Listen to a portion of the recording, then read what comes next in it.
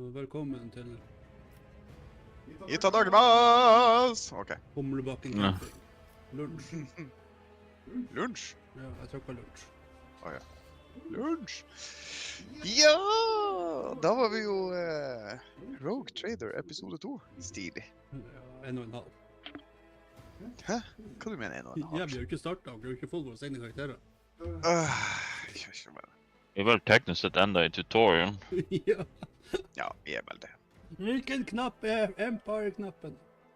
Som gjør at jeg er ikke veldig håpefull om at ting går fortere i det her spillet enn i Baldur's Gate. Vi spiller jo ikke Baldur's Gate, her er jo en ren 40K gjeng. Jeg vet ikke hva vi venter på nå, men noen av dere må trykke på en knapp. Ja. Det var jeg som ikke trykket på knappen, beklager. Ok, så var det å finne ut hvor man er hen. Jeg vet ikke, jeg ser noen bilder her borte til venstre. Ja, der står det karakter. Sånn, ja. Hva var det vi gjorde sist? Vi hadde jo akkurat, sånn var det ja, vi hadde jo akkurat funnet ut at der var noe faenskap som skjedde opp mot The Bridge, var det ikke det? Så vi knerta jo den gjengen som var her nede sist gang. Så vi skulle opp her, og så var det da om vi skulle til høyre eller om vi skulle til venstre. Det er lut. Har du vært og lusket på noe? Til venstre her. Nei, det står på mappen. Nei, det er på kart. Har vi kart? Ja, hvis du trykker N. Så her, ja. Goods. Nå ser jeg hva som er inni her. Ja, det er en sånn loot-container bak oss også. Catechism of St. Drusus. I'm just collect this. Ja. Picked up as cargo. Her er også en dør å åpne. Skal vi... Du prøver å åpne. Den trenger demolition, tech use eller tech use. Jeg har 90% på tech use. Skal jeg prøve? Jeg har 100 på tech use med en item. Da gjør du det. Men det er multikey. Og så har jeg vanlig tech use med 100%. Ok, men hvis du bare har den vanlige, bruk den da. Nice. Her er det en kar som sitter på gulvet. Han ser... Han har goods. En deck officer's helmet, 5% armor. Hei, Er det noen av dere som går melee? Ja. Ja, da kan jo du ta det. Jeg legger han i fellesinventoriet. Kan du koble han karakteren der til deg? Han som skulle være... Ja, han er Nei, han er det. Ok, det var bare det at Abelard var der borte og Josso. Ok. Ja, det er jo han. Beklager, det var jeg som tok feil. Hva er det her for noe? A fallen steel has blocked the path to lift. You will have to look for another way to help them. A fallen stele. Stele? Jeg vet ikke, han har funnet et lik her, så det her er... Oi, det hadde litt goods på seg. Set of icons. Litt interessant at han heter Goods. Electrified sharpnut. Cargo-list, jeg vet da faen hva det her er. Prøv å se igjennom. Nå er vi jo sånn at vi faktisk kanskje bryr oss litt om itemene her. Scrappy autogunnen, det bryr jeg meg ikke om. Vi har 8 sverd som vi har plukket opp på veien. En autopistol. Hva vi har her? Melter charges. Kanskje jeg plukker med meg dem. Bare... This is unacceptable. I refused, sier hun. Ja vel, ok. Well, don't them. Medikit. Her hadde vi noe mer igjen. Melee-våpen. Multikeys. Her hadde vi en lastpistol. Det er lut på andre siden, den ramler bjelka bort. Når vi kommer rundt, så kan vi plukke opp det. I forge my destiny among the stars. Nå skal vi vel denne veien. Oi, hva er det? Ja, se der. Ok, så sist gang var det jo sånn at vi fikk vite at Rogue Traderen her på skipet har et problem med at det skjer en mutiny. The roar of the flames ring in your ears, and the choking smoke makes you cough and gasp for air. You instinctively recoil from the scorching heat, wiping your face. A moment later, a hazy silhouette forms in a raging wall of fire. You are surrounded by ear-splitting noise and screaming, yet you distinctly hear the sound of footsteps. And then you see the figure walk out of the fire toward you. It is Theodora von Valancius. Her expression is calm, terrifyingly so for someone whose body is engulfed in an inferno. One of her hands is resting on the hilt of her power sword, the other is raised in an inviting gesture. Are you lost, my heir? Ooh. Argenta goes as still as a statue, then slowly raises her weapon. An apparition!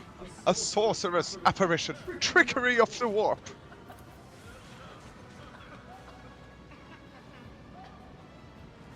Ja, det är Kim.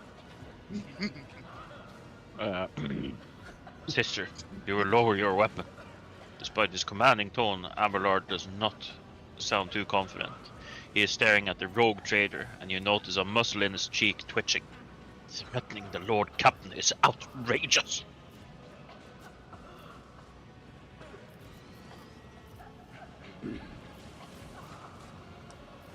Yes. Aren't you in pain?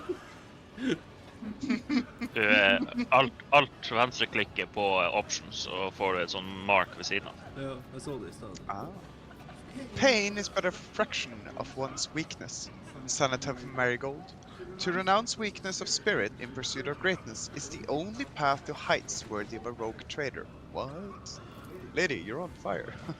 Theodora watches you without blinking. Her snake-like gaze almost makes you forget about the firing, searing you, leaving burns on your skin. I can lead you out of these flames, Senator Marigold, show you a path, rid you of pain, and give you a weapon so that you may defeat your enemies. Decide. Oh, this sounds kind of wrong. Shoot the Xeno creature. Yeah, your mouth begins to salivate. Each word Theodora speaks is like music to your ears. The entity that now dwells in the deepest recesses of your mind is pleading, begging, demanding that you give her an immediate answer. And that answer can be nothing other than acceptance. What? Oh, fuck det. Do not listen to this abomination.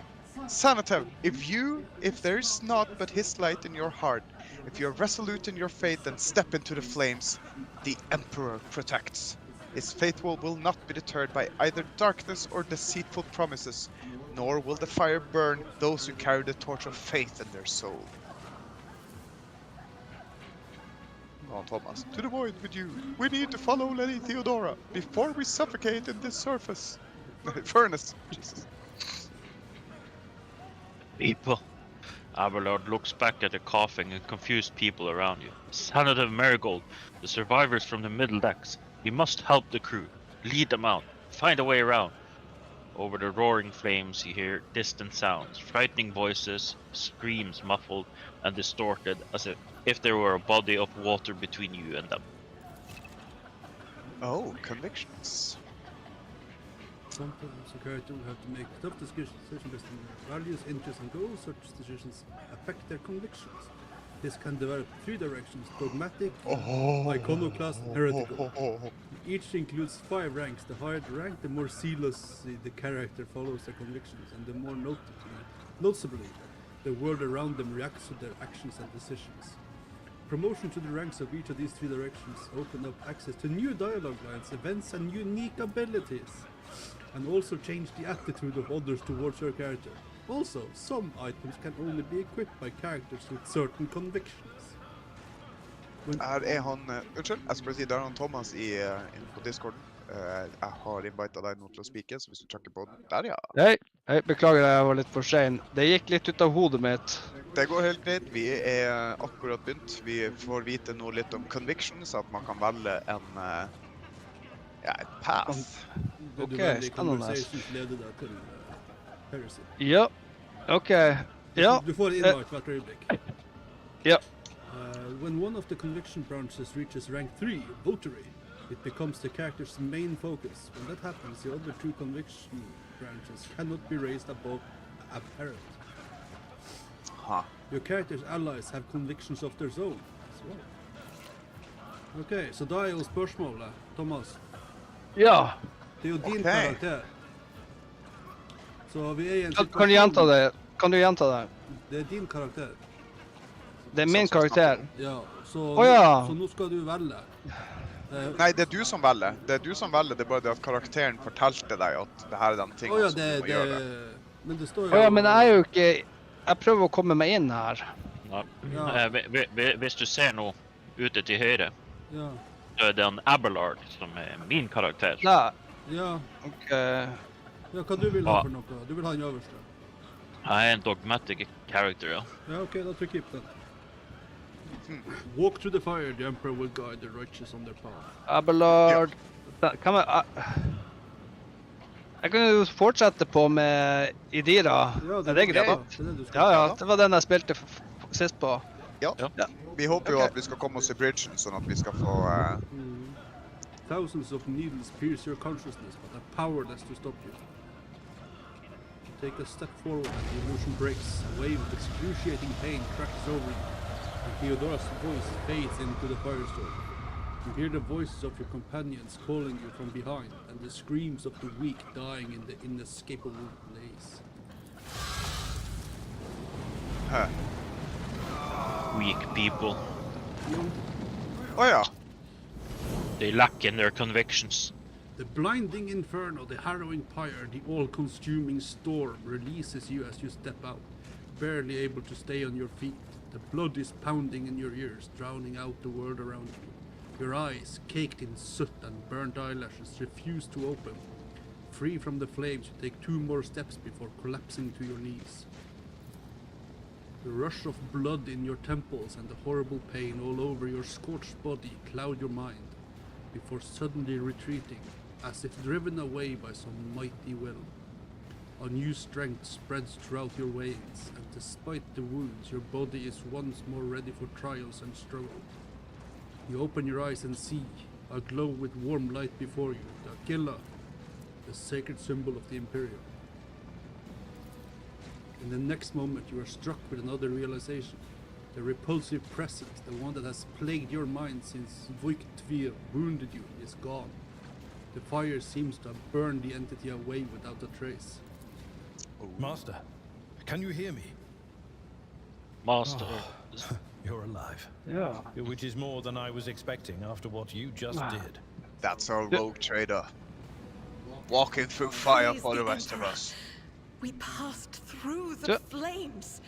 How can this be anything but Jeg a har portent? ikke fått en For invite. so Det- it du is får det said straks, that Thomas. the Emperor Tusen will mange. bless the worthiest Okay. and Det most blir en sånn, steadfast cinematic. in their faith. Å ja, ok, jeg følger med.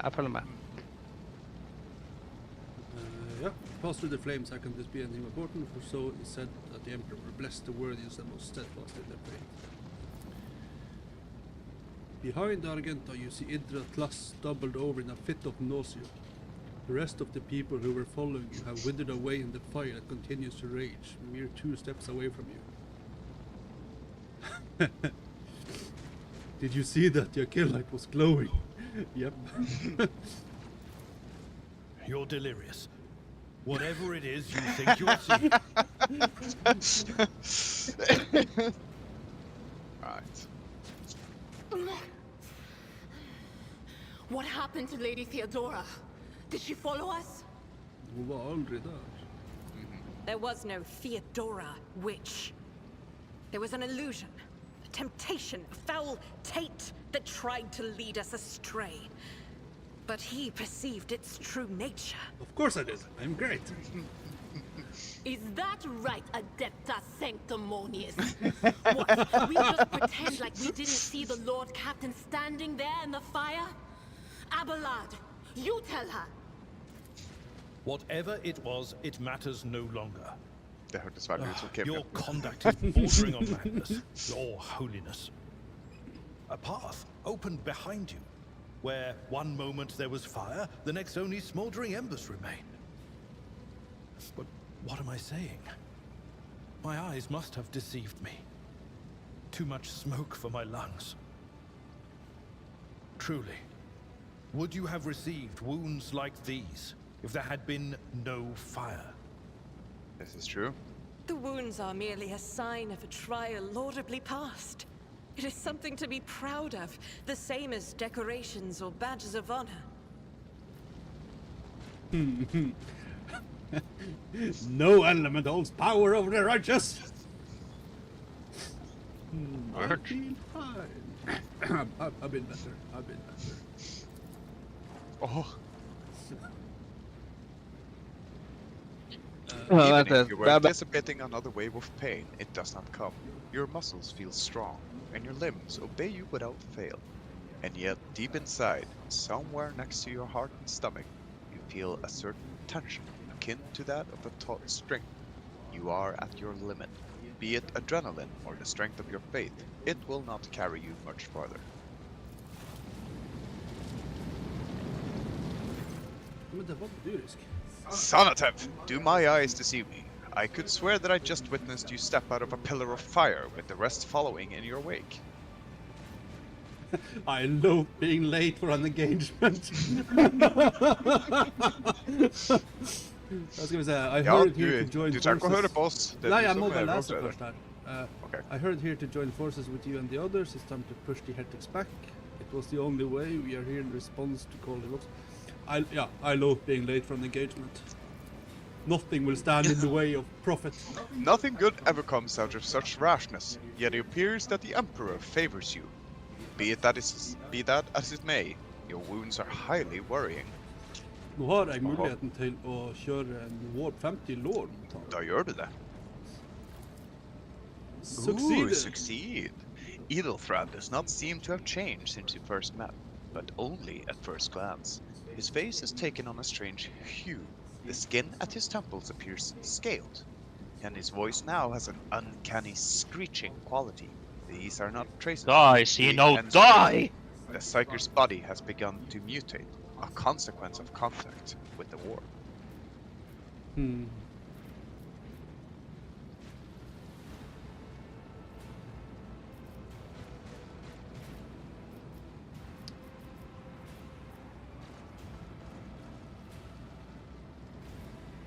You are not in the best shape yourself, Eldrad. Notice the signs of my blessing, have you, Senator? Yes, the warp is taking its toll, but I'm still sane and able to hold my weapon. I'll fight for the von Valancia's bloodline to the end, and if the price is the eternal curse of mutation, so be it.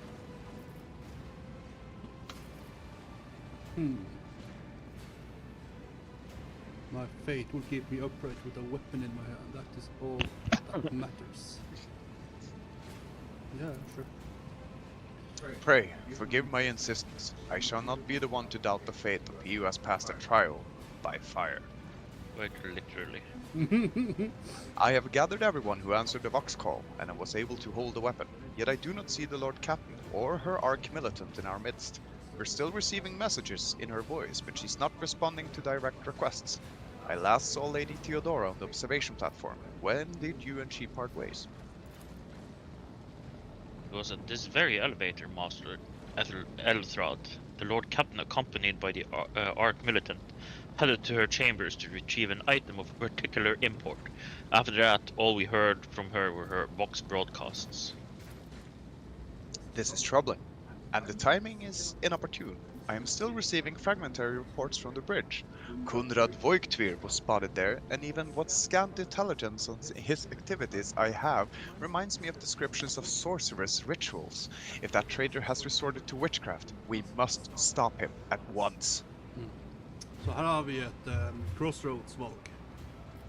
Om vi går för att sjekke om hun har OK, eller om vi prøver å stoppe Pjotny for å ta over skipet. Dere har lyst til å gå og sjekke chamberet. Jeg er sikker på at din,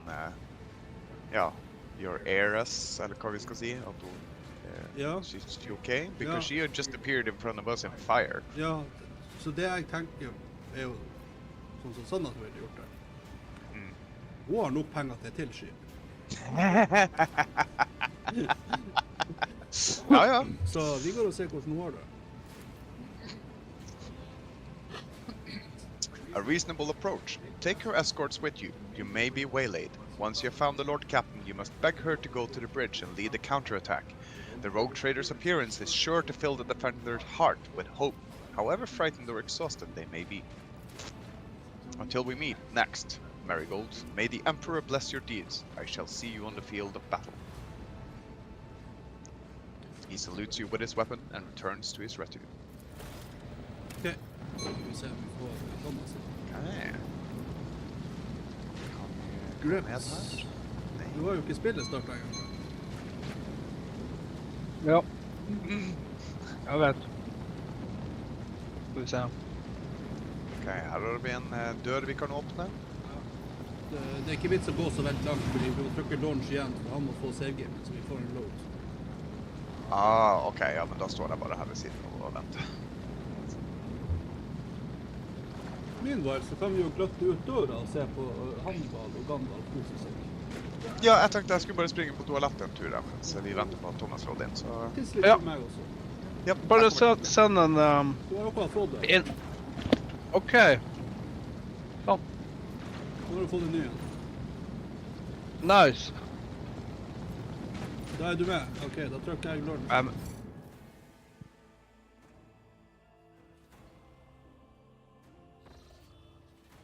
For da sender han jo save-gamen til alle sammen, ikke sant?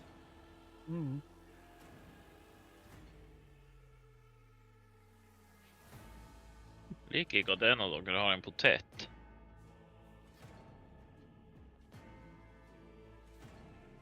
Så bare vent Ja. på Stefan kommer tilbake og trykker på en knapp. Ja. Jeg kan jo prøve å kaste noe over her og treffe bordet, men... No. Ja. Oi. Jeg har gått hele dagen uten nikotin. Gratulerer, I guess. Ja, det er ikke så verst. Har du tenkt å prøve å slutte, eller? Ja, jeg drev og tenkte på å kjøre en sånn her gulrotkur. Det hørtes Så det er jo litt ubehagelig ut. Ja. Hvor du skal putte den gulrota henne? I hele meg. I will hele deg? become the current. Thomas. Ja, jeg blir en gulrot. Det her er en kristen Minecraft-server, du kan ikke si sånt. Heresy? Hei, Gandalf. Er det heresy? Ja. I'm sorry. Det er Slutt å cold turkey i juni. Nei, men det... Jeg tror det blir bra. Det er egentlig nå når sola er på tur tilbake. Sol inne, sol ute, sol i sinne. Da er vi Sol inne for det sol. begge, ja. Skal vi se. Venter på at potetene kommer seg i gang. Vi spiser masse gulrot der. Ok, vi hadde en vei her til høyre. Skal vi gå og kikke her? We are bound by the Ser blood ikke ut of som Thomas har Mars. fått karakteren min. Jeg vet ikke hva som foregår der. Oi, unnskyld. Ja. Ok, det her er en Lord Captain's Quarters. Men jeg må se, vet, Ja. hvorfor... Over there. Her fikk vi Ja, men det Roll. som er fint... Der, ja. Sånn. Sånn, apply. Nå skal du ha opp. Her var det mer goods. Carbon fiber plates, paper plates. Oi. Lord Captain's Det er jo, Quarters. det er jo dit vi skal. Ja, men her er en til dør å åpne. Hva som du har på veien? La oss se. Det er alltid svart. Her var det i hvert fall litt mer goods. Det er noe sånn magisk oppe. Lex Mechanic Goggles, som gir 3 i logic, hvis noen vil ha, og Machine Right Set. Men kanskje hvis vi hadde en tech trees senere. Ja, det er jeg hadde lyst til å spille. Oi, Ja, men unnskyld meg. Hvis du vil, så kan vi bytte, så kan jeg ta over Rogue Trader, og så kan du være tech priest i stedet for. Ja. Når vi kommer oss opp til bridge. Det hadde vært kjempekult. Ja, men da gjør vi det. Let's go. Er vi klare alle sammen da til å gå til Lord Captain's Quarters? Jupp. Klar. Alright. La oss se. Lord Captain's Oi. Quarters. Stemmer, det var sånn det kartet fungerte. Det var et Ja. stilig kart. Ja, jeg ble litt satt ut av den greia som lukket på venstresiden der, så jeg prøvde liksom å nå den. For jeg så det stod Lord Captain der et øyeblikk, og så vent et øyeblikk. Det her er ikke sånn det gjøres. Nå skal vi redde henne her, og så etter det så skal vi opp på bridge. Så må- Og etter det vi har lest, fordi at nå leste vi jo litt online, og da sa de at når vi kommer til bridgen og vi får kontroll på skipet, så får vi mulighet til å lage vår egen kaptein med karakterer, og det blir vi jo. Jeg tror mikrofonen kanskje er langt unna munnen din, Stefan. Ok, ja. Nå hører jeg deg bedre. Men se der. Uff da. Det var ikke sånn det skulle være. Du har en dårlig dag. Ok, La oss gå litt nærmere og se hva som har skjedd her. Ok. Her ligger en kar på venstresiden her. det her var en del. Cutscene. Ja. Cutscene. The murder scene looks like some... Blah. Okay. Theodora von Valanci's body sprawled on the large, blood-drenched desk. The Archimilitant's corpse, still clutching a weapon, is slumped against one of the bulkheads. Emperor, accept thy faithful souls. Yes. No! Okay. Såpass. didn't hear a thing. Not a whisper, not a Så breath. oppspilt det var, It Thomas. was I know. so loud. Det var veldig Why didn't dramatisk. I foresee this? Det var veldig dramatisk. Ja. Ja. Dramatisk. Lord Captain. Who would even dare? Var ikke det han der Voigtvir som... Jo. Ja, Ja. da er det most likely han som er. Ja, jeg blir jo veldig den som han Kim har sagt der, for I doubted he wished humility and suffering upon Theodora, not a swift death. Oh. That makes sense. It could have happened in the heat of battle. Not to mention that Mort was here. And he would have protected Lady Theodora to the last. A murder mystery. How could Mort have failed her so terribly? Sure, The murder. Archmilitant was born on a Heck, death murder. row. He had lightning-fast reflexes.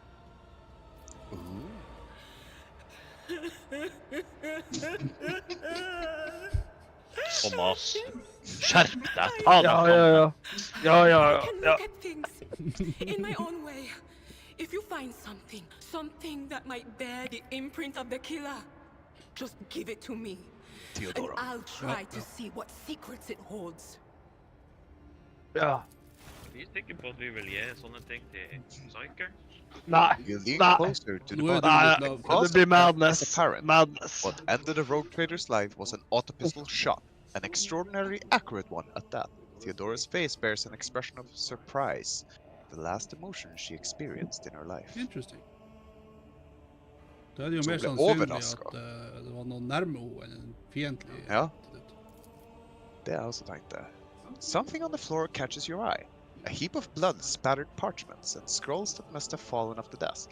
As you lean down for a closer look, you notice something else. Small shards of glass scattered on the floor. Oi. Oh. Ja, jeg tenker også på shardsene. Men Vi får sikkert gjort skal alle de her jeg inspekte tingene. shardsene, eller skal jeg sende det til henne? Nei, gjør det bare du først. Alright. It's difficult to say exactly what was broken. The object fell on the floor, and that is as much as you can ascertain. Upon closer examination, the shards appear iridescent rather than completely transparent, as if they had been submerged in promethium. Huh. Så vi titter på papirene også. Reports, account, dispatches. You go over the scrolls until you stumble upon a document that is starkly different from the rest. It is a handwritten letter signed with initials X and C, and a seal with a symbol that is vaguely familiar to you. You get a handwritten letter with a seal. Interesting. Ooh. Ooh, it sends a shiver down the spine. The author of this letter, addressed to Theodora von Valancius, is with the seal of one of the holy orders of the Emperor's Inquisition, the secret police of the Imperium that relentlessly hunts heretics, xenos, and other enemies of humanity.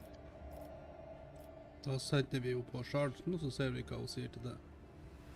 For jeg har veldig sånn på at denne Kim har valgt at det er veien å gå, men vi graver så mye ekstra vi kan ut av det. I see streaks of color, luminescence, blue light, Yes, fader, blir noe ferdig. faces drawing closer. Slutt å være så Lady dramatisk. Theodora I know. Conrad. And what is that? Ah! Something dark, enormous. Oh, this glass thing was something foul, that's for sure. Det var dynka i Prometheum som er fucking starfuel. Tainted witchcraft. Starfuel! Starfuel!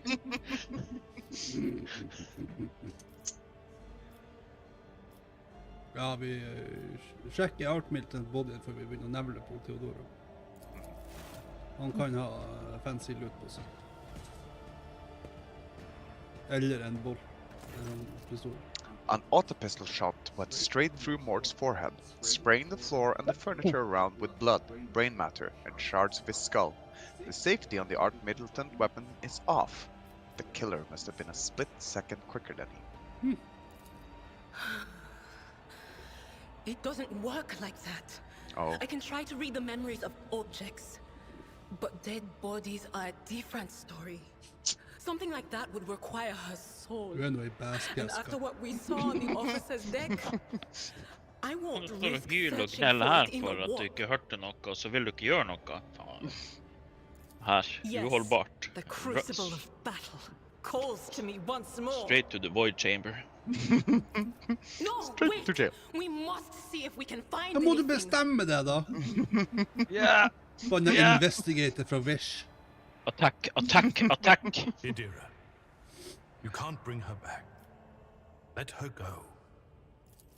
You'd give up so easily, old Oi, man? åh, Jesu That is fader! much from the sister. It's not like she has a Oh. heart. But you? By the Emperor's Oh, voice! no. I'll get to the bottom of this. I'll find the one responsible for murdering the Lord Captain. And when I do, that scum will Men det blir regret hvordan the void day they creatures were kommer born. inn I folk. Det her sånn. Ja. Akkurat sånn her det de kommer inn. Anger. That's exactly how they enter.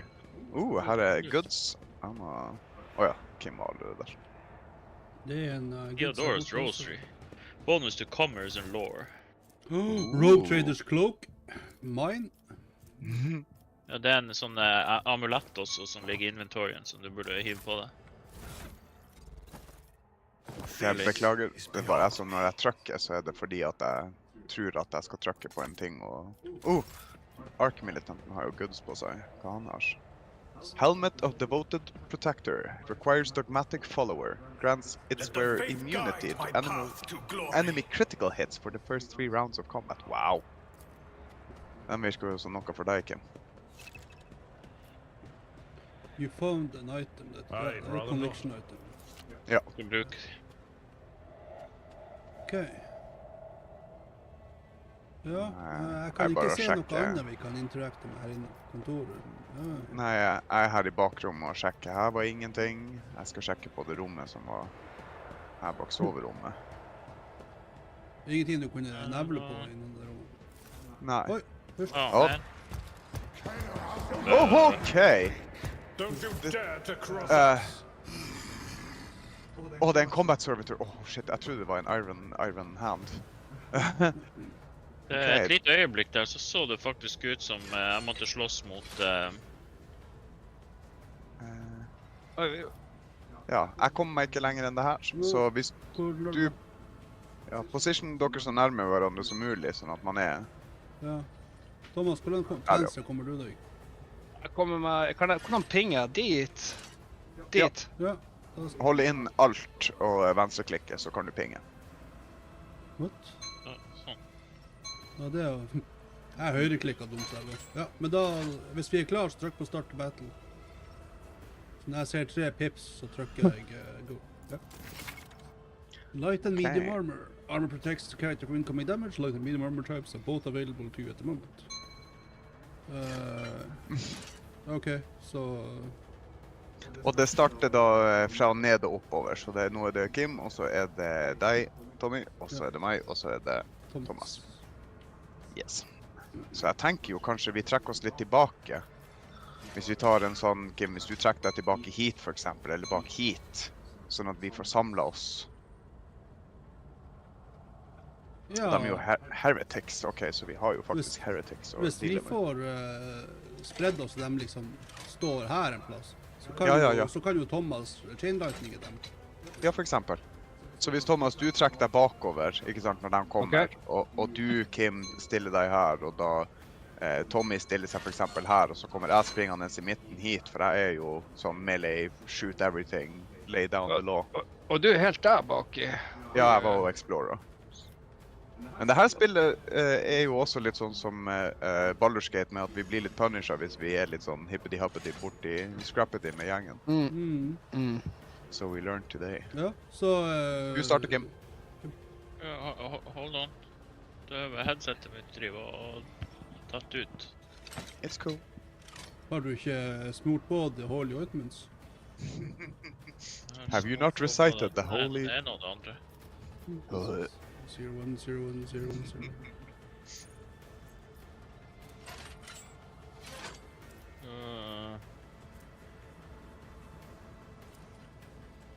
Oi, de er jo level 16 og 44. Kan det stemme?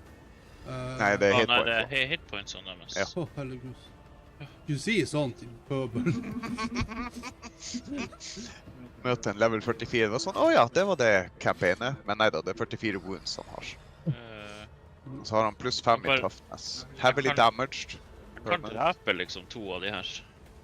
Ja, vil du stå der alene i fronten da? De kommer jo til å springe på deg. Hvis du trekker deg tilbake, så får vi jo litt mer taktisk. Ja, men... Good die. Du jo din egen herre, du gjør som du vil, men Ja. taktisk sett så vil jeg anbefale deg retrett. Ja.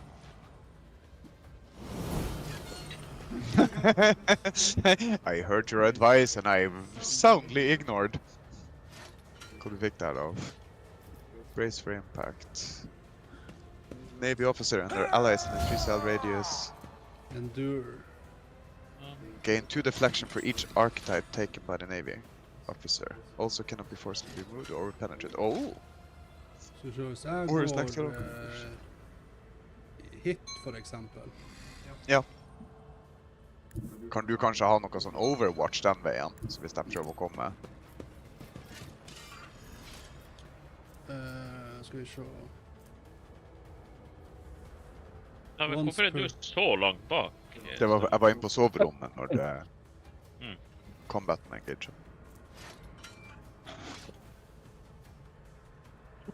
Ok. Jeg kan ikke se noe form for... Du har ikke overwatchability. Nei. Får du bare prøve å...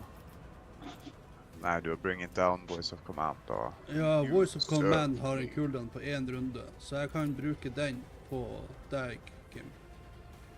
For å gi deg 15 ekstra i dine characteristics for 1 runde. Ja, sure. Hallo, du! Oppfør deg for svarten. Ja. Så da er det min tur for nå. Så sitter jeg bare her.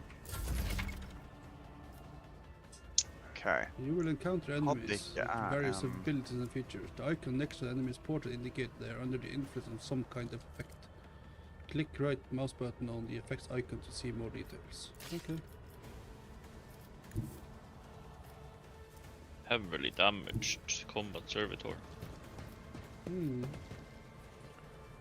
Oi, han har et melta-weapon, ja. Men har det? Det er jo sånn som ungdommen liker. That's the kind that hurts. Ok, det er så langt som jeg kommer meg det der. Ok, da er det deg, Thomas. Og så må vi huske... Ja, det er jo sånn... Hei. I know. Hei. Friendly fire. Yep. Jeg vil bare si det her, sånn at det er sagt. Husk at det er friendly fire. Ja.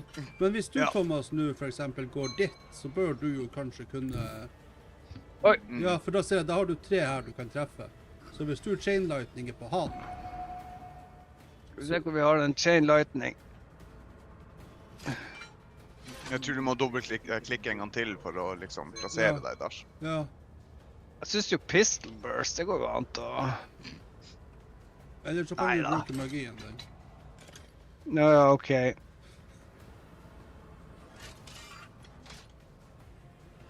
Hvordan at ikke jeg ser den her? Nei, du har gå Psychic dit først. Shriek. Er det den? Er det Nei, men- Psychic Shriek? Nei, jeg prøver å se, du har... 60-14 damage to the target. Ja, men One det er bare creature, one creature enemy within 20... One enemy creature within 30... Den er ganske lang range. Det er fordi på den at her. nei, det er fordi at han har pistolen fremme, han må ha staven fremme. Ja! Trykk X. Sånn! Der har du lightning arken. Så hvis du nå beveger deg dit, da gjør left click liksom 2 ganger på den squaren, så du, der ja. Ja. Og så chain lightning. Han. Ok, sværingen. Ja, big boy. Perfekt, Thomas. Det der var nydelig. Tok jo 2 av dem. Ja. Men han tok jo nesten ingen skade. Hva han har i resistances? Har ikke mer action på det, så Reject kanskje... the flesh har han. Ja, jeg ser det. 40% armor og minus... Ja. Pluss 4 deflection. Ja. Ja, men det var alt du trengte å gjøre, Thomas. Det er bare å trykke på spacebar. Ja. Jeg slutter å komme. Og der, ja. Meta. Ok, nydelig. Hei, Nydelig. det var behagelig. Ja, Just a nydelig. minor setback. Nydelig. Han drepte sin egen. Combat log. You gain a better understanding of what transpired in combat by checking the combat log. All actions performing character, the companions and enemies are recorded in the combat log in the bottom right corner. Kanskje, jeg vet ikke. Skal du hive deg på han her? Nei, ja, ok. What?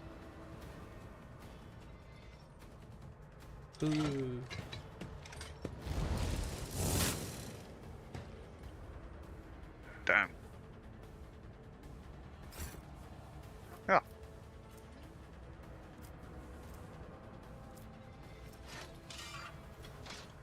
Vil jeg gjerne at dere stopper og cowerer der, og så kommer Kom jo frem. så fort jeg kan. Stop being heretics, hiding behind whatever you're doing. Jeg kommer så fort jeg kan. Det var det han sa. Actions will speak. Love your corrupt way has failed Nice. you. Og nå er jo combat-runden over, så da... Du har enda den buffen? Eller er du kanskje gått såpass langt fremover? Nei, den er nå overexerted. Jeg har en debuff. Du ser oppe ved character portrait. Cannot be targeted by the voice of command ability. Ok. Ja, men da gir vi den bonusen til Thomas. Den kan hende han får bruk for det. Jeg tror du kan gjøre det bedre. Ja, ok. Det er jo min tur. Ok, da er det meg. Hvor langt kommer jeg meg? Jeg kommer meg... Hvis du springer litt parallelt bak meg, så tror jeg du har vinkel på den. Jeg har vinkel herifra. Excellent. Jeg synes at du kom deg så langt frem. Det er også gjennom Thomas, by the way. Sånn. Thomas, hvis du tar den shrieken din, Ja. psychic shriek på han her combat servitoren, eller kanskje på cutthroaten, kanskje han dør da. Han bak der, han trenger ikke... Ja, for den gjør 8 til 18, og han har 16, så vi har jo en liten... 24! Ok, jeg må si at du må huske å passe på veil degradation. Ja, jeg sitter også og ser på den. Vi er ganske godt unna at det er noe. Han bruker jo bare lesser powers enda. Jo da, det er bare just be aware. Ja. Hvis du er ferdig, så trykker du bare spets. Se om jeg klarte å expose weaknessen på han. Åh, nydelig. God idé. Åh. Attack denial med reluctant perform save. Åh! Så når du står ved siden av range, så får ikke de lov å bruke range-våpen. Det er jo ganske interessant.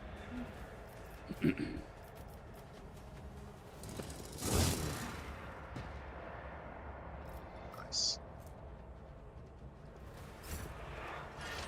Ok, Spring litt frem, sånn. ja. Jeg er sikker på at du treffer. Jeg vil ha. Hvis jeg springer hit, så er jeg out of cover, men... Men han får ikke lov å bruke range-weaponet sitt fordi at det står i milemann. Og du er akkurat utenfor rekkevidde for enduring, så da må jeg bare skyte på han. Du bare skyter. Nice. Men voice of command. Du er jo også ganske dyktig til sånn der skyting. Skyt med. Get on over here. Ja, din tur. Har jeg en run and gun? Så jeg sier at jeg springer. Har du gjort noe med mikrofonen igjen? Nei, jeg har ikke gjort den. Akkurat der hvor den var. Det er bare det at jeg ikke roper inn i den. Og så kan vi jo ta en burst fire på han. You know what? Du må sikte lenger til venstre. Så den der lysestaken i bakkanten, Jeg likte den ikke. Det var dårlig interiørvalg. Jeg prøvde å si det, men, you know, just pointing out, they could have done better. Ja. Hvis du klarer en til sånn psychic screech eller på han der kanskje, skal han være død, for du gjorde jo 24 damage på den forrige. Ja, men han har jo litt arm. Jeg tror ikke den armoren gjelder på det psychic attacks. Sjef? Det er litt treff her. Ja. Jo da. That's actually quite nice. Ja. Hvem som får? Der var den. Suffered worse. Right. You got it. Kill that son bitch. Target well struck. Sexy. En del. I took care Oh, of yeah. this Good one. job. Good job! Her har vi masse å lute. Ok. Så det er en sånn der som tar alt med en gang. Det var jo egentlig litt sexy. Her var ikke noe å trykke på her borte. Var det noe i det soverommet som av... Nei. Ok, for vi har en void ship bridge her nordpå. Vi Alle leveler sammen opp. gikk opp i level. Vi har alle gått opp i level, ja. Spennende. Oh. Nå kan jeg velge en talent. Choose talent. Okay, so I think firearm mastery against the ability to make a number of extra attacks equal to their weapon's rate of fire. Wow. These attacks do not spend ability points. Action points. Oi. Dang. Okay. Da får jeg lov å velge en talent. Resolve. Hva det er slags stat?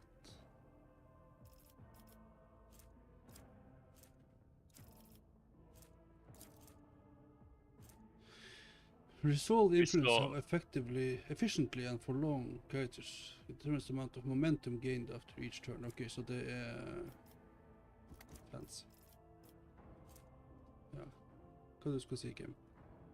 Nei, det var egentlig akkurat det jeg skulle si.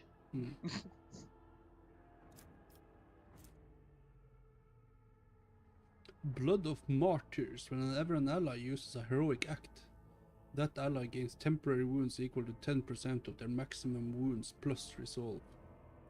Den hørtes jo digg ut.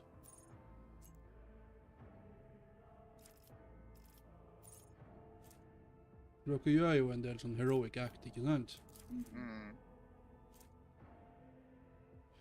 En heroic act kan bli gjort hvis vi har over 175 i momentum. Ja, det hadde vi. Vi hadde 200 nå. Ja. The first use of a heroic act in combat costs 75 momentum, with each subsequent use increasing the cost by 25. Each character can only use either a heroic act or a desperate measure once per combat. Interesting.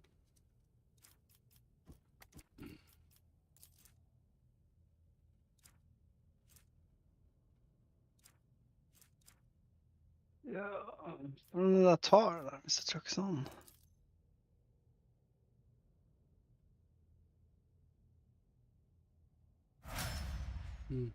Inspire courage, sier dere bare. Ja, den er bra. Jeg tok unpredictable, så jeg gir meg pluss 8% critical hit chance. Doubled against enemies from which the soldier is protected by cover at the moment of the attack. Så jeg får 16% ekstra sjanse for critical hit chance hvis jeg angriper noen som er i cover, så. Jeg har en greie sånn, hvis jeg targeter en av dere, så får dere 3 ekstra temporary wounds. Men jeg vet ikke hvor lenge de varer. Du, takk kompis. Jesu Féleth. Ja, han er glad i akkurat det der. Han er det. Det er liksom sånn attention. Ja, så... Sånn er det nå. Inspire courage, ok. Peruse. Hva er faen en peruse? Carouse, det er å prate. Nei. Er det ikke det? Det er å sjekke verdien på noe. Skill is affected by the toughness characteristic represents the ability to resist negative effects. Ja, beklager. May give access to new dialogue options. Coercion derimot er jo det du tenker på, tenker jeg. Ja, beklager. Carouse er toughness, basically.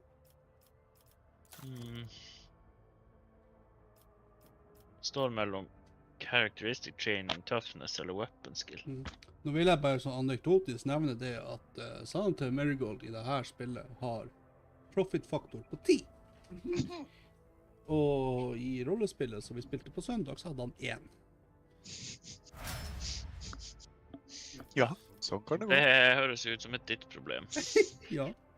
Du skulle ha sett hva som skjedde. Ja, faen meg fantastisk. Her har vi et nytt skip. Oi!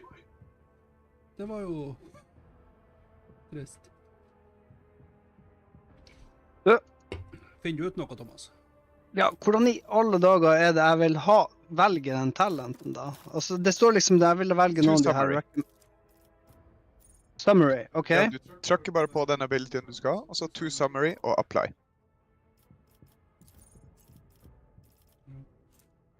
Ok, Det er liksom nede på under liksom den hjulet, så vil du se to summary etter at du har trykket på den. ok, skal vi se... Available talent. Jeg har liksom tatt dismantling attack. Ja. Ok, og så kan jeg choose talent, så går jeg inn der. Og så har jeg recommended greier her. Og ja, Ja. sånn, nå skjønner jeg. Thank you, ok. Trykk på den du vil ha, og så... Sånn. Ok, Der, ja. ja, jeg spiller dataspill, ja. Ja, ok. Voidship Bridge, are we ready? Void Ship Bridge, let's go. The divine watches over us. Yahoo! Oh, nu var jag tillbaka här. Här har den fått hjuling. Oj. Ja, det är mer rart. Oj. The first sacrifice opens the eyes. Och så pass ja. That's not good. The second sacrifice draws its gaze. You know what? Okay. This really reminds me of Slanesh. Yep. No. Hvorfor, Kill the thing. hvorfor har Kill ikke vi the skutt thing. han ennå? Kill the thing. Idolthrad looks somewhat harrowed, but is still in one piece. He glances at you, then over his shoulder, clearly alarmed. Sanatav, you're here, but where is Lord Captain? The Lord Captain will not be joining us.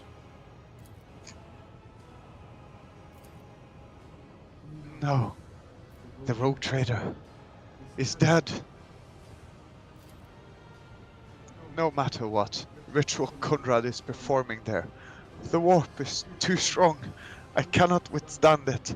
I feel my body changing with every second, the warp ringing in the air. This is the end.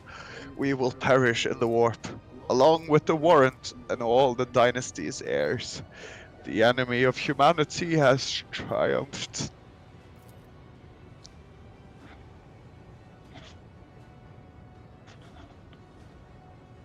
Idra looks anxiously at Ellerfran. Then she glances back at you. I've seen it before. We'd better get away from him. The changes are already accelerating. Skal vi se. Jeg har et 3 valg her. I forbid you the very thought of yielding. Only by resigning to your fate will you truly suffer defeat. The ship can still be steered out of the warp, but must first restore communication between the bridge and the navigator's sanctuary. Perhaps the warp does not have to be the end. The ship can still be steered out of the warp, for sure. It still works. Vi må bare kvitte oss med det her heretikken. Then we have no right to bow our heads. Initiate Killing. Okay, he opened the gates. You can see Konrad Voigtvir clearly in the gloom of the bridge.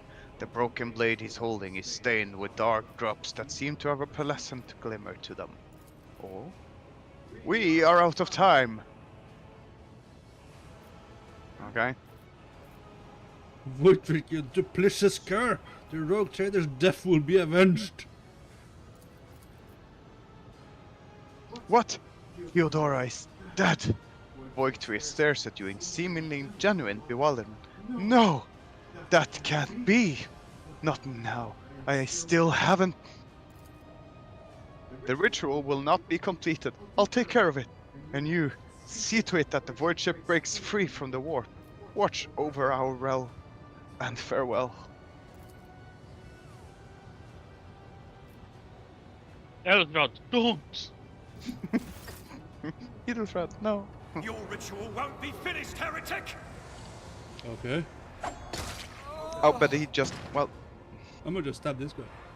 Kunne du ikke stoppe han fra å stabbe den guy? I mean, he just finished the ritual right no. there.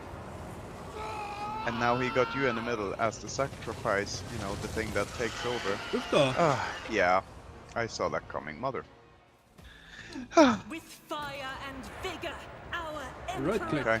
imbue us. Momentum. To use unique abilities score heroic and desperate measure. Momentum is score. Ja, det er det. Jo. 140 wounds, han har 20 i armor, han har 32 i dodge, 4 movements. I'm gonna start over here på venstre sida. Ok. Jeg får litt ekstra omf mot ting jeg er i hvis jeg står i cover. Jeg stiller meg her, så jeg er solid cover. Ja. Ok, egentlig så... Men hvis du Jeg stiller her, vil ha- Thomas, foran Hva meg du her, tenker? Der, ja, ok. for da er du i half cover bakom lysene, for da kan du lightninge for eksempel han der, heretikken rett foran deg. Ja. Er jeg klar? Ok, vi er begge tre klar. Let's go. Ja, Ja, det har vi lært. det har vi lært. Ok, Chaos Spawn, hva han har? Toxic Spurt. Første... All creatures within, så alle sammen innenfor hans zone. Which lasts for 2 rounds. Within the enter zone suffer 6 toxic damage. Og fysj. Bending Scream. Kim, Toughness test. Hvis ikke så blør man. på din og tur har du devourers. tenkt å gå i melee med den greia der. Seff. Ok, Chaos Spawn kan devoure ally for å få tilbake 30% hitpoints. Så vi burde ha det som en ting å ta ut ads. Så hvis Kim fokuserer på Chaos Spawnet, jeg og Kim fokuserer på Chaos Spawnet, og så fokuserer du og Thomas på å ta ut de adsene som er rundt, sånn at han ikke får lov å heale seg.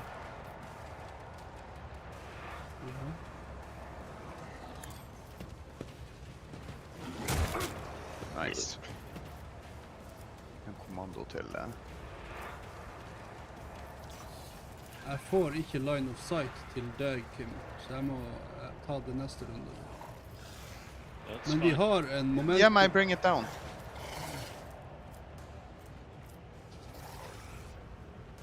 Du er ikke innenfor 4 celler av meg. Aha. Men jeg ser at vi har tilgang på Finest Hour, Heroic Act. Extra Ja, turn det er with one. APN MP.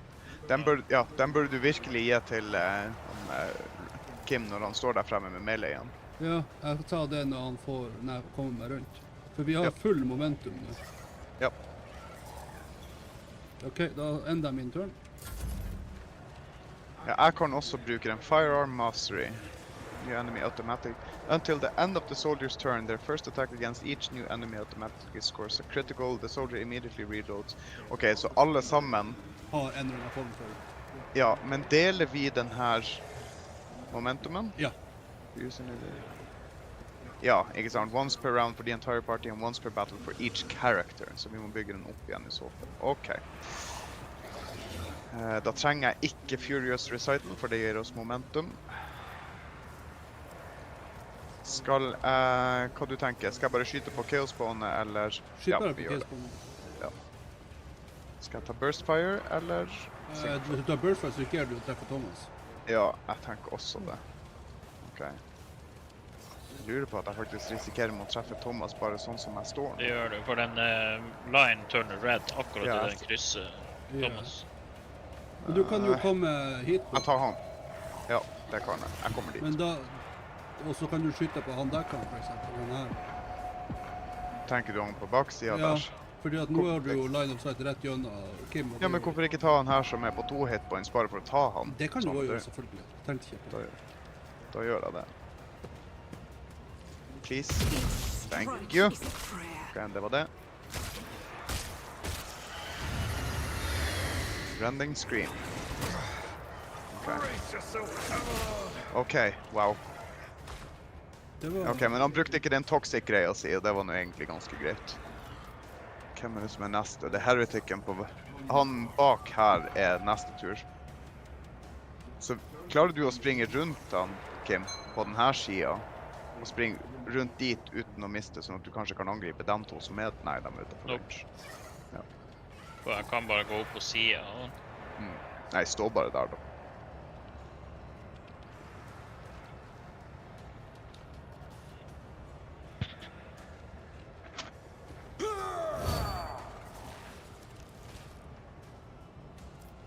Nice.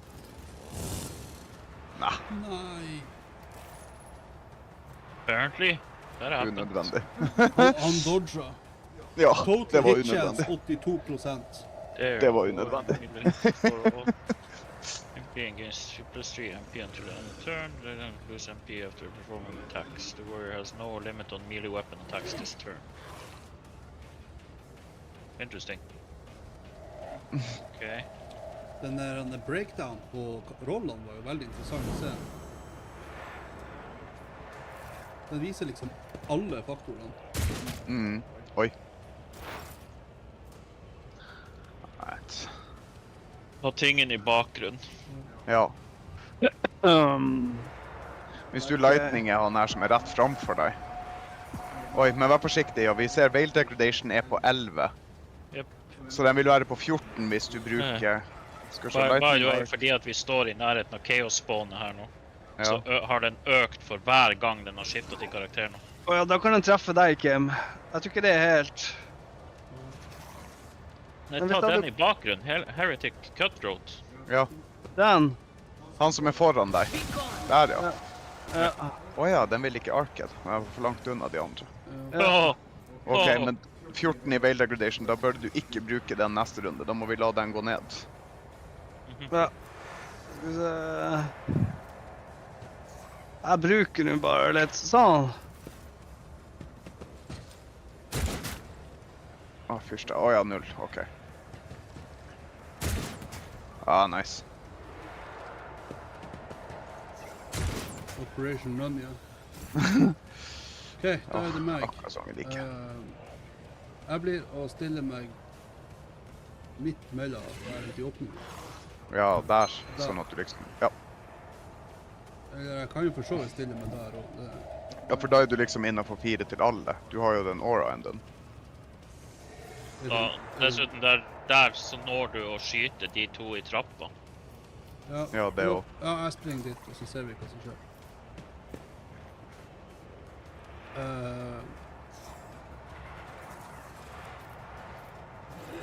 Altså, jeg kan jo bruke 75 for å gi en av dere en ekstra tur. Ta heller å skyte i bakgrunnen, for vi kan ikke la denne tingen heale seg. Det er viktigere at vi tar ned ads. Alle de andre abilitiesene som booster oss, de må komme etterpå. Rejoice! Another step Nice. towards our ultimate victory. Well, Doom Trader. 500 critical hits with... Wow, har vi gjort det allerede? Nei, det der er samme, han bare viser at han teller. Åja, ok. Så, hvorfor blør Stefan sin karakter? Det var den piercing shrieken som... så jeg har jo Bring It Down. Ja, det var den jeg sa, give it to me. Den vil du ha. Ja. I will not be deterred. Nå har du fått Bring It Down. Nice. Nå er det også din tur. Ok, for det jeg kan gjøre nå, det er at hvis jeg bruker den momentumen, for vi kan bygge den opp igjen en gang til. Så hvis jeg bruker den momentumen, så har jeg Firearm Mastery som gjør at ability to make the number of extra attacks equal to the weapon's rate of fire, minimum 2. Og min har 4, som vil si at jeg kan gjøre 4 angrep. Og hvis jeg da klarer å springe litt fremover... Burde du gå dit, som du ikke treffer meg. Ja, det er Ja. Ok. Ja, men jeg tror... Jeg har faktisk ikke movement igjen til det. Litt fri for movement. Ja, winded. Ja, det er vel fordi at du... Ok, så... Ja, men da... Har jeg noen... Ja, jeg har 2 targets der, så jeg kan i hvert fall... Nei, for at jeg får Hvis du ekstra... går hvis jeg- dit, så kan du skyte han i trappa. Ja, men jeg får ekstra med å skyte fra... Crit med å skyte i cover. Ja. Ok, ja. Så hvis jeg skyter på han... Og sørger for at jeg ikke treffer deg... Sånn. Nei, ok. Jeg skyter på 1 skudd da. 6-10 i skade. My emperor! Kan jeg skyte flere? Jeg kan det. Og så bommer vi. Nice. Ok, jeg bruker ikke den her firearm. Jeg klarer ikke å treffe nok folk herifra, så jeg anbefaler at du heller bruker den finest hour, og så gir du han Rasur en til turn. Ok, da bruker jeg Finest Hour. Ja. De heller har muligheter til å denge løs på seg etter en Chaos Bomb. Og kanskje flytte seg, altså flytte deg dit, sånn at du... Nei, jeg satte Kim. Hvis han klarer å stå på den siden, så må de skyte gjennom Chaos Bomb. Nice. Nice. Jeg får se, vi har enda masse momentum igjen. Da er det bare å bygge den opp igjen med ability som gir momentum.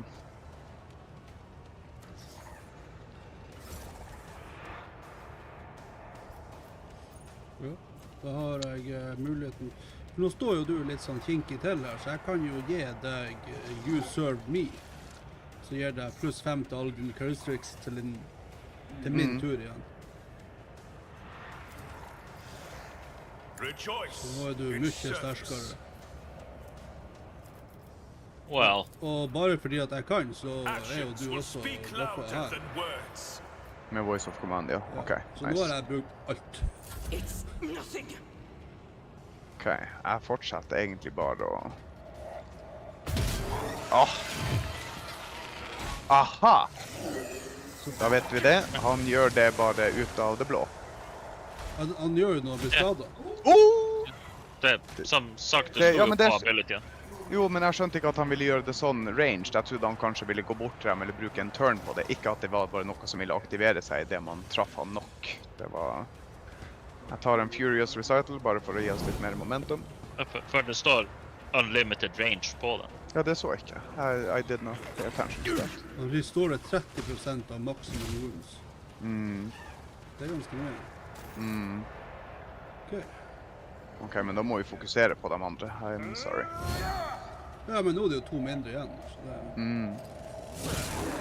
Så det vakkert. Den var fin. 22. Oi, oi, oi. Féleth. Ja, ikke sant. Ja, men det er jo Og så får de en ekstra turn med en gang. Men det gjør ikke så mye, for jeg har sånn en dør. Nei. Ja, men han mister turn sin igjen da. Klarer du, Ja, han Thomas, bruker å turn drepe sin på han i den. trappa? Bruker Dreper han i den... trappa? Ja, veil ned på Ok, trappen.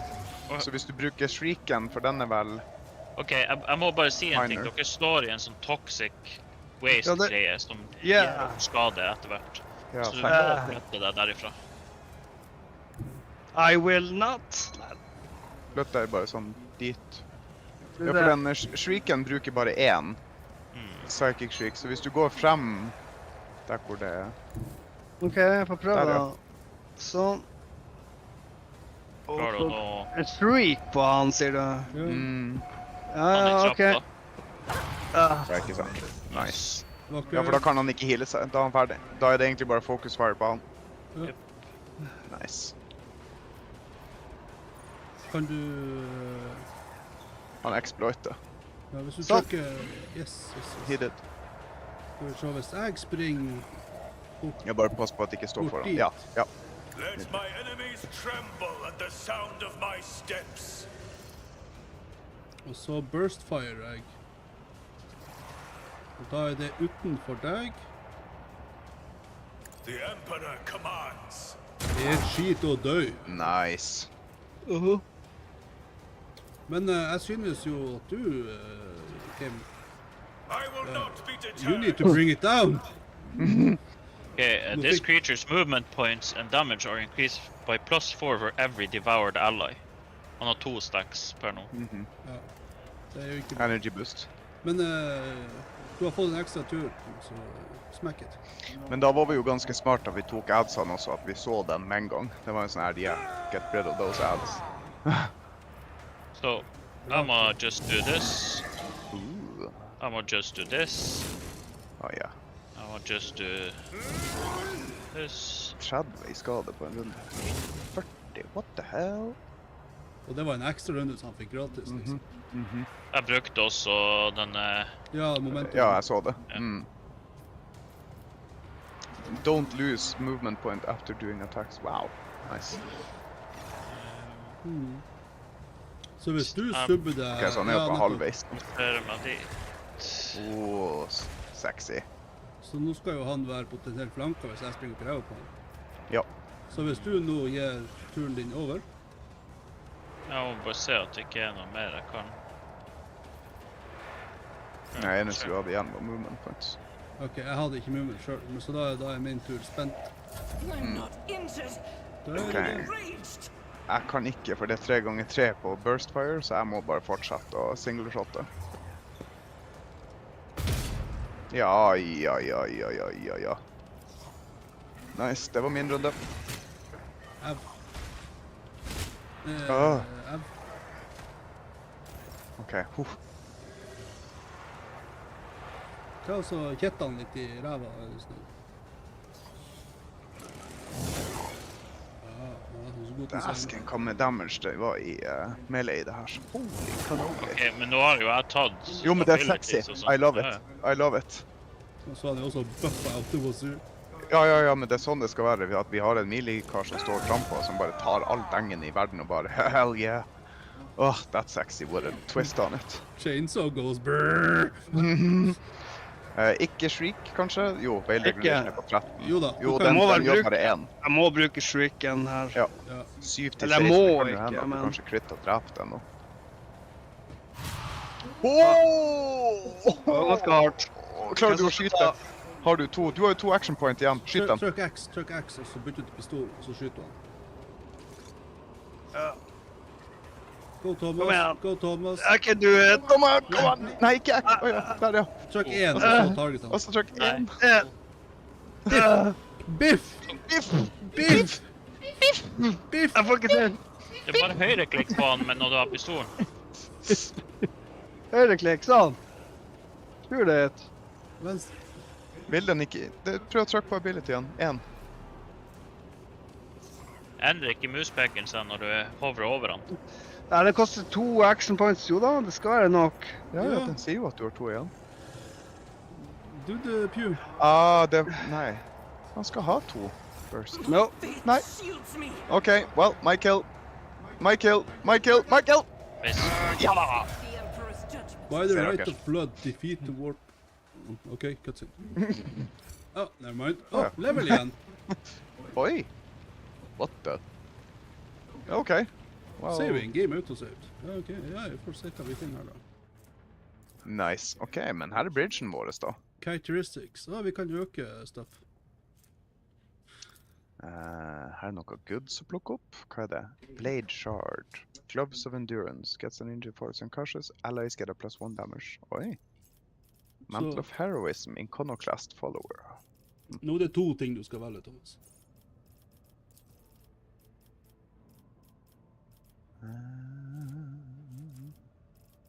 Hvis dere gjør det, jeg går bare og sjekker litt og ser om her er noe å lute. Oi. Jeg liker jo å lute i spill. Jeg har jo lagt merke til at jeg er en loot-goblin. I know that now. Ok, det var her vi kom fra. Ingenting å trykke på. Nei, Perception, kanskje. Det hadde andre vært siden noe. her. There. Ikke gå dit. Her var det masse folk. Bridge Officer, Helmsman, To save Ravor. the entire dynasty. Her var det jo masse folk å trykke på. I'm not gonna A do that. noble deed.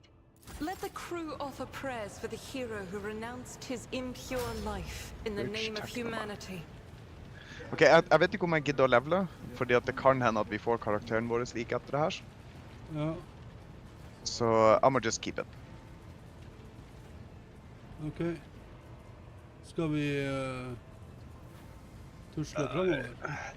Ja, det var nå ikke den her veien. Nå skal vi nå bakover. Skal vel... Nei, ikke ned heller. Nei, for det er ingenting her. Så det er på baksiden her. Jeg tipper vi skal opp til trona. Ja, her oppe er det jo en bridge officer og en master helmsman Ravor. Der, ja. Ravor, master helmsman. Unnskyld, det var ikke... System status report. By the Emperor. It's the Seneschal. Living and breathing. Well, there's a tricky question. The whole place is so overgrown with foul wickedry. We'll be scrumming it off the windscreens for the throne knows how long. We need to re-establish contact with Navigator's Sanctum. It's our only chance of escaping from the warp. Your words seem to knock the officer out of their stupor, and the air around you fills with voices and commands being issued. You hear someone sobbing, one of the survivors buckling under the stress. Abelard cuffs the crying officer without even looking. He cuffs him. Restore the Vox channel to the navigated sanctum. Ready the crew. Prepare for translation Holy to shit. real space. Abelard pauses for a few seconds before turning to you. Senator Marigold, you may call me superstitious, but translation is not a good time to disregard rules. You're the only one who speaks for the House von Valancius. You may not be the Lord Captain, but you, more than anyone else, deserves to take her place in the ritual that is about to commence. He directs your attention upward to the throne that sits at the apex of the tall staircase. I am ready. Begin the ritual.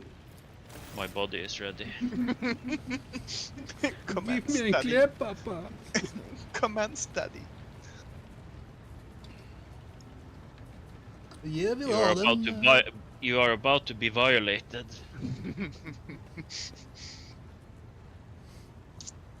The God Emperor is about to be inside of you in more ways than one. Det var det där demonetizing-grejen. The image before you is hazy, swaying in sorcerous currents invisible to mortal eyes, as if whatever is beneath this thin shell is constantly changing while still remaining the same. It has taken on the guise of Theodora, but the false rogue trader's eyes reveal the entity's true, surreal nature. One of Theodora's eyes is engulfed in otherworldly fire. The other, a vessel of ancient evil, bores into you. A voice seeps directly into your brain without ever reaching your ears, and this voice booms with all the horrors of the war. Mortal, who are you to oppose the very flows of fate? It matters not. Your footfalls are an echo of the sand pouring between the scales. Your hopes and faith are my mockery. I have already resisted the temptation of the warp once. Whatever you are, you will not cloud my mind with a new illusion. Resisting the inevitable means only that realization and submission will bring greater torment. There is no power that can hinder the flows of fate. Du hadde ganske rett når du nevnte Slanners, men det her virker mer som en sedge, to be honest. Your head begins to spin, vicious drops slither down your cheeks. You blink, and you are no longer looking at Theodora. It is the traitor, Voigtvir, just as fluid and ephemeral as the previous apparition. The same terrifying voice seethes from his lips. The aspirant vowed to return with a trophy, a relic that could serve the edge of daybreak. That fate was assured and the steps chosen, and yet you broke the unbreakable when you took the aspirant's place. I see you on the day when the final dawn rises over the iron world. I see you by my side. That day, the day of my resurrection.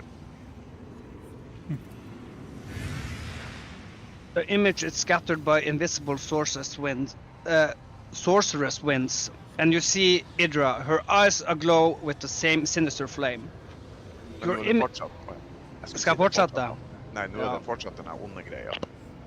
Your image is woven into the tapestry of things to come. I am the will of the weaver of destinies, and today I will weave a new thread of elusive possibilities and fickle chances. The thread that will leave you out of the maw of irreversibility. The thread that will help you find the keys to salvation. The thread that will guide you and the weapon of our return to me. Det var jo helt av det her. The path is set, child of the dawn. The thread is woven. Follow it, servant of mine. Nuh-uh. Oh. Seneschal, the navigator's sanctum is silent. The Vox signal is stable, which means... Navigator gave his life battling the storm that nearly claimed the Von Valencia's flagship. We will honor his memory along with that of all who died this day. Seneschal, will you tell us now, who is that? Where's the Lord Captain? As First Officer, it is my duty to inform you with the greatest regret and indelible sorrow that Lord Captain Theodora von Valancius is dead. May her memory never fade from the annals of the dynasty. By right of blood succession, and with the absence of other kin who could challenge this decision, it is hereby declared that the successor to Theodora von Valancius is her heir, the rightful inheritor of the warrant of trade, and the title of Rogue Trader. The official ascension ceremony will be held at a later time. In the interim, have you lost your tongues? Hail your lord. It is because of his toils that we all still live. Damn straight. The deed is done, Master. Well. My apologies. I meant to say Lord Captain. Oh. Oh. I right of blood. Ooh. The treachery of the Master of Whispers was fruitless, but victory came at a great cost. Lord Captain Theodora von Valancius perished along with her heir, Edelthrad, and thousands of crew members.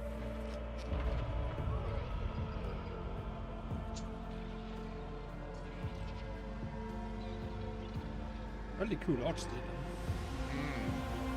Ja, Yet faktiskt. hope remained. For the second in line to the Rogue Trader dynasty survived. To hang the ancestral banners once again, and exact vengeance on the enemies of House von Valancius and humanity. Men nå er det jo kanskje litt merkelig. Kan du endre saven til at jeg kan nå bli Rogue Traderen? Jeg vet ikke. I og med at... Nei, det er det vi må finne ut. You completed the prologue. Endelig, da begynner jo selveste spillet nå. Og det var jo faktisk akkurat til at klokka er 10 på 11. Men var det sånn at vi skulle kjøre dem her lengre, eller skal vi kjøre dem også til 11? Seems like a good place to stop. Det er jo et fint sted å stoppe. Det er det. Det vi kan se er jo med oss mellom om character creation kommer nå, og så kan vi jo gjøre det klart til neste gang. Yep. Okay.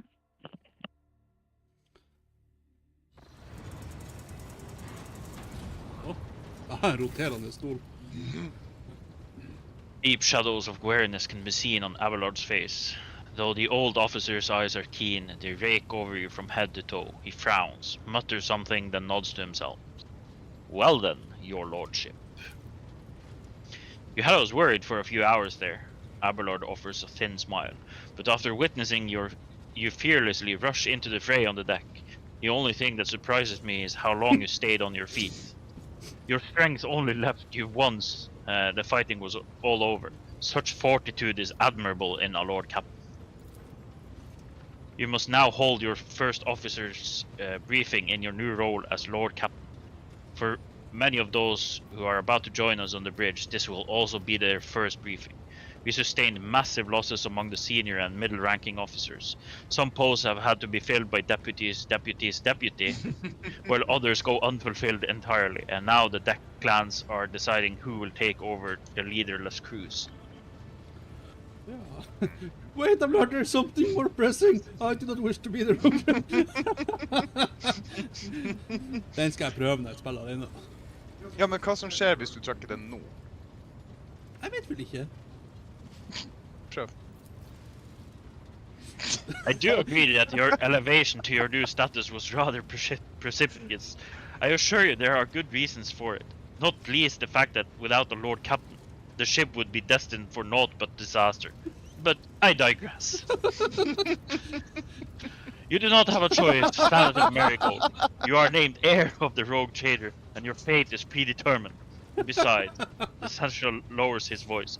If Conrad is guilty of the deaths of the other candidates, then his assassins must still be there, waiting. I doubt they are reckless enough to attack you if you are draped in the mantle of the rogue trader. But if you were to disembark the ship bearing only the status of an ordinary servant of the Emperor... I do not care, I refuse to accept the rogue trader! You shall set me down to the nearest... vi kör bara vidare. Ja. I understand. A wise decision. I am ready to start debriefing some of the officers. With a gesture, Abelard relays the order to the adjutants at the far end of the magnificent chamber.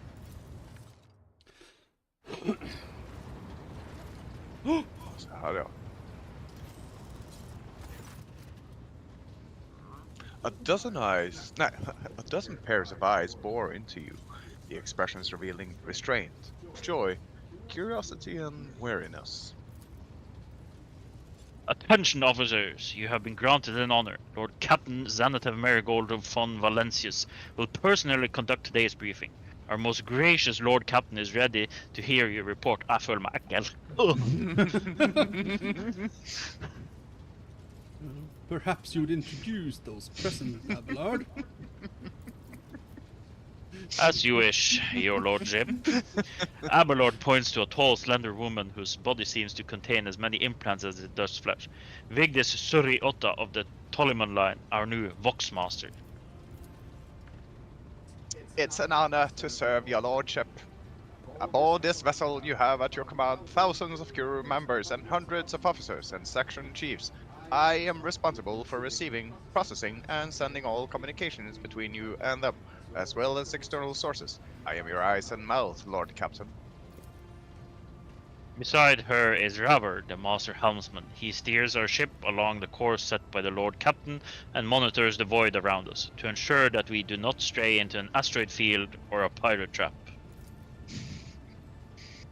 Hail, Lord Captain. This her ship's as good as home to me, so rest assured she's in safe hands. I'll die before I let her come to any grief. Oh man. And lastly, our high factotum, Yandris Danrock, who oversees supplies, procurement, and the general material well-being of the ship. He did a piss-poor job, to be honest. It's an honor, your lordship. You may trust me with all matters concerning your comfort. Everything will be done to the highest standard. In the second row, we have the 3 officers charged with overseeing the ship's vital functions. The Master of Ordnance is responsible for the artillery aboard, and the Furnace Master, whose crew work to prevent and extinguish fires on the ship. And lastly, the Drives Master, servant of the Omnis Ion. The 3 officers salute you. The Infernus Master does so with confidence, while the Master of Ordnance betrays nervousness. The Drives Master offers a salute resembling a dance, involving the complicated manipulation of all the tech priest mechadendrites. Thank you, Abelard. Greetings to you all. I serve at your pleasure, Lord Captain.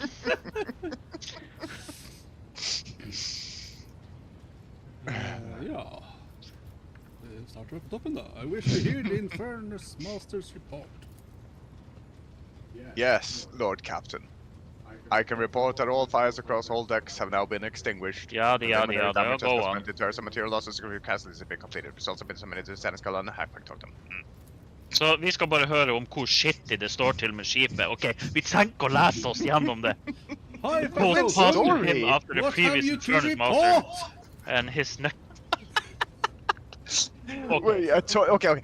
We're told Continue. compile a full account of the losses. The task will require next to no involvement from your lordship. I will personally ensure that all damaged components are given to the captain. Okay. Vi trenger ikke å høre de her reportene. And more or less, negotiations at this levels are a matter for the rogue trader. Especially true given Caligula's winter scale punches for attacking first.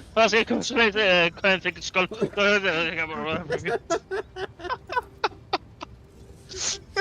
Oh, Jesus Christ! 1011001. Oh, for... Ah, okay. 11001110. Ok, vi skjønner det. Skipet har det ikke bra. 010110. We require a replacement. Okay, so there is... skal vi se. We require a replacement Magos. Ja. Would someone care to translate? Yes, I vet ikke alt, men I see. Thank you. Master Helmsman, deliver your status report. New engines here. Okay. Right you are, Lord Captain. To cut a long story short, the outlook is bleak. The ship's sound more or less, but without our engines here, Prime and Navigator, who fell in battle, we have no way out of the system. If we try to set so much as a toe inside the warp, I don't know what will happen first. Our warp drive being torn to pieces, or all of us melting into the bulkheads. Ooh. Your Lordship, if you allow me to inject, when we arrived in the system, my crew followed standard protocols and conducted a count of all the available communication channels in the region. One of them was a Navis Nobilite station. The station maintains complete box silence, but even its presence here inspires hope.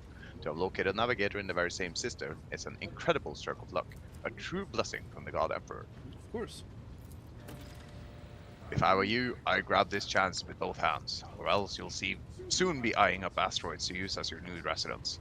In slightly less shitty news, we can go round and round the system till our heads are swimming as long as the Prometheum and supplies last. And if any thick as rock shit lowlights come sniffing around, we'll be able to take him out, so don't you worry about on that score. Master of Ordnance, do you have anything to report? Nope. Master of Ordnance, you forget yourself. God damn it! I apologize. Fear has taken hold of me. The ship is in ruins, every other officer is dead, and Lord Captain is no longer with us. Blah blah blah blah. Move on. But I've heard of you. Oh yes, we're ready to fight. Go. Se, Lord summarize, Summarize. Ja, men jeg gjorde det! Jeg hoppa jo over 10 000 tekst der. To summarize, we have sustained serious losses in crew members and we require new engines here, Prime and a navigator. Is this all preventing us from continuing the voyage?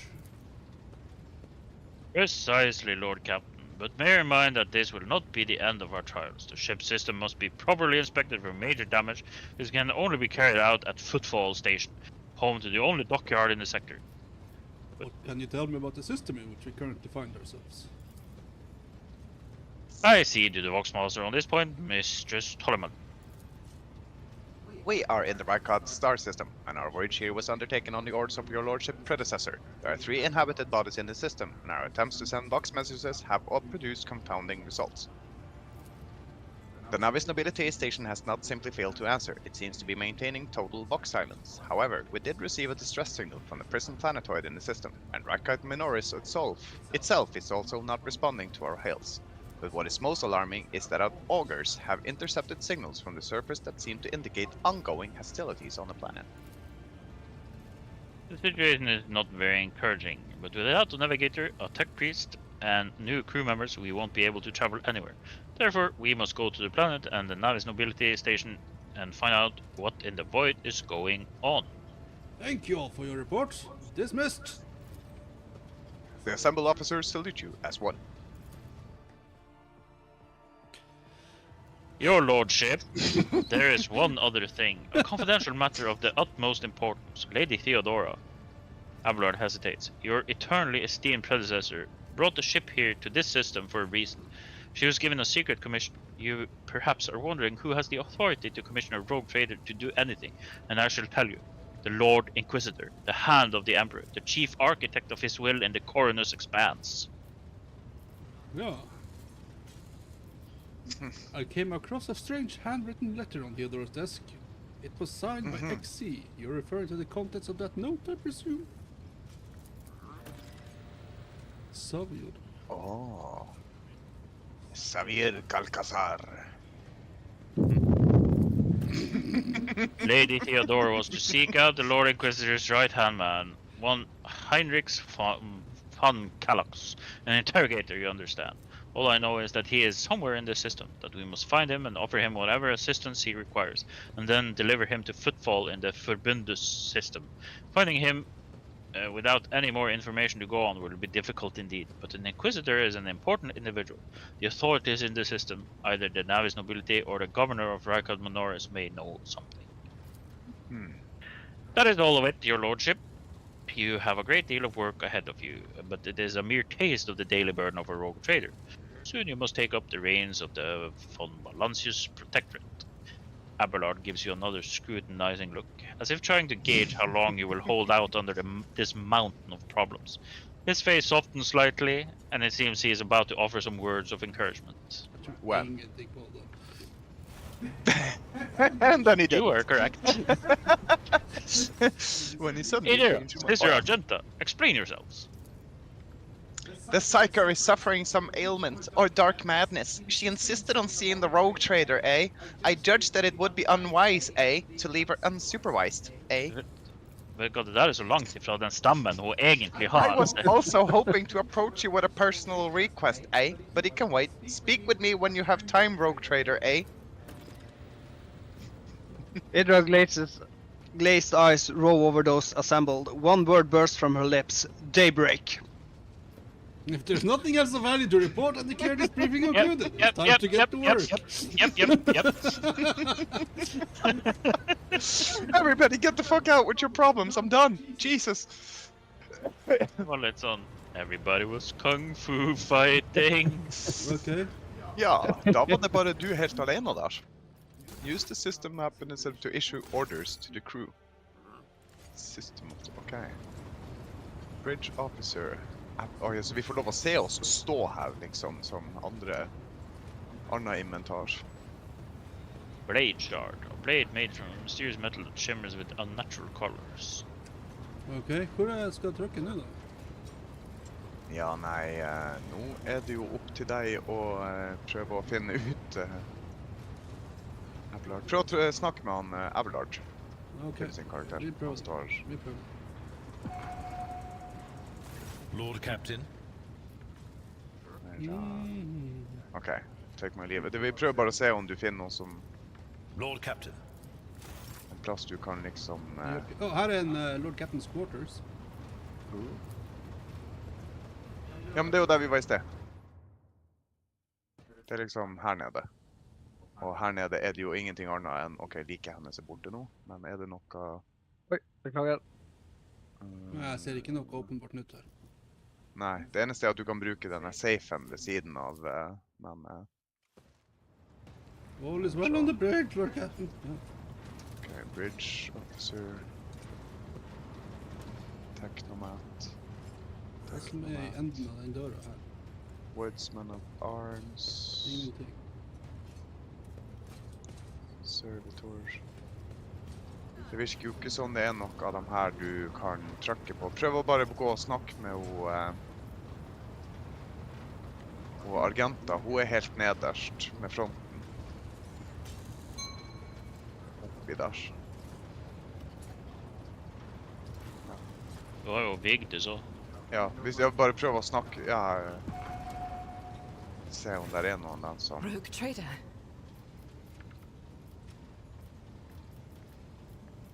Ja, hva er den personal request? Det kan jo gjøre at det er en quest. I indeed have a request, Rogue trader. Hey. The accursed servants of chaos who assaulted a ship took the lives of your loyal crew members, and they orphaned many children, including the progeny of the brave officers who defended their post until the bitter end. I don't know what customary practice there are for cases like this, but in the world I'm familiar with, the children of such brave souls could expect to receive some special considerations. Perhaps the rogue trader could meet with the orphans. Oh. Ja, du må jo det.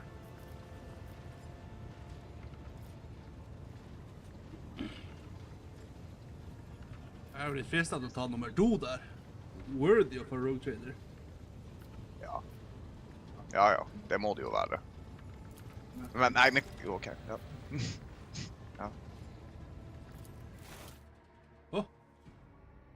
Daughters of the Emperor, furious in both battle and prayer, the young warrior yearns to bring light to the dark corners of the Coronus expanse. Argenta traveled in the void ship of Theodora von Balancius. On the fateful day when the vessel was attacked by the servants of chaos, she joined the future Lord Captain. Ok, synes vi bare blir spånet i en nytt quest da.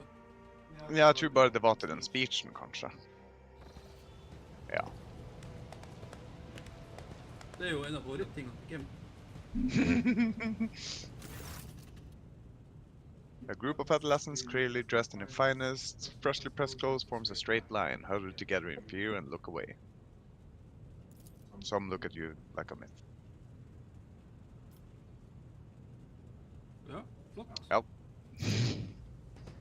Brave One is the master of the ship has appeared before you, the one who guides it through the darkness of the universe by the Emperor's will. Greet your Lord Captain, the rogue trader of House Valancius.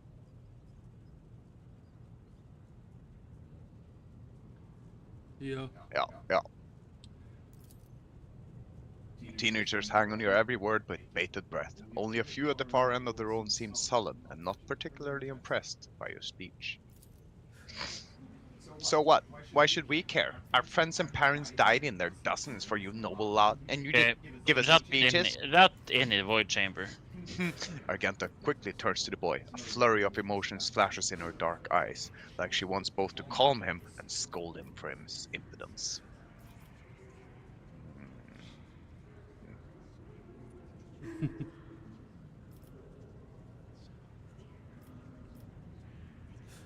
Ja, faktisk.